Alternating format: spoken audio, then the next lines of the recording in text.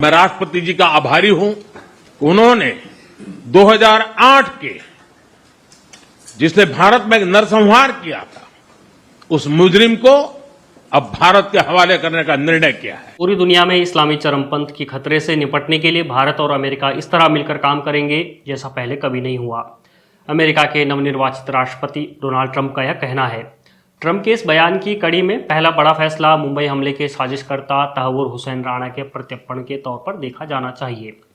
पाकिस्तान में जन्मा और कनाडा का नागरिक तहव्वुर राणा साल 2009 में अमेरिका के शिकागो एयरपोर्ट पर किसी और मामले में गिरफ्तार हुआ था। भारत बीते 16 साल से तहव्वुर राणा की वापसी का इंतजार कर रहा था और अब वो दिन आ गया है।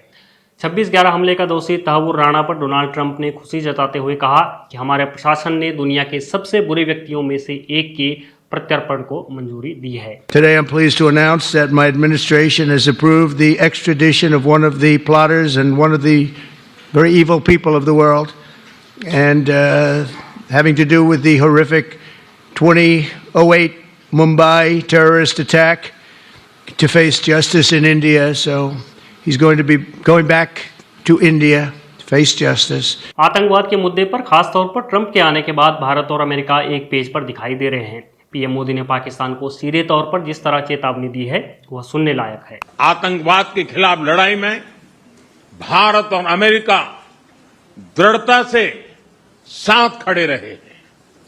हम सहमत हैं कि सीमा पार आतंकवाद के उन्मूलन के लिए ठोस कार्रवाई आवश्यक है। आतंकवाद और पाकिस्तान पर भारत और अमेरिका का साझा बयान उस समय आया है जब तुर्की के राष्ट्रपति पाकिस्तान के दौरे पर थे और उन्होंने कश्मीर का जिक्र किया था।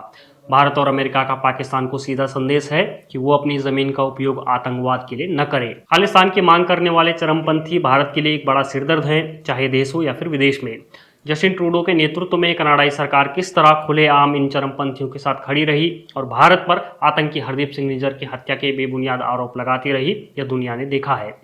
इसी से जुड़ा एक सवाल जब डोनाल्ड ट्रंप से पूछा गया कि उनका खालिस्तान पर क्या रुख रहने वाला है, तो उन्होंने कहा कि हम भारत के साथ मिलकर काम करेंगे।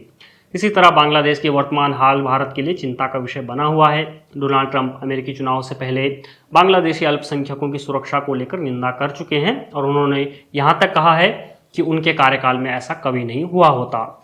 अब जब ट्रंप वापस लौट आए हैं और बांग्लादेश से ही जुड़े एक सवाल के जवाब में उन्हें यह कहते हुए सुना जाता है कि इस पर पीएम मोदी लंबे समय से काम कर रहे हैं। Prime Minister has been working on for a long time and has been worked on for hundreds of years, frankly. I've been reading about it. But I will leave Bangladesh to the Prime Minister. ये इस बात की ओर संकेत कर रहा है कि America का बांग्लादेश के प्रति अब जो रुख रहने वाला है या जो रुख रहेगा उसमें भारत महत्वपूर्ण भूमिका निभा सकता है। कुल मिलाकर आतंकवाद, कट्टरपंथ या चरमपंथ को लेकर भारत और अमेरिका में एक राय रखने वाली सरकार इस समय मौजूद है। हमने 3 उदाहरणों से आपको समझाया कि आने वाले समय में यह दोनों देश मिलकर कैसे काम कर सकते हैं।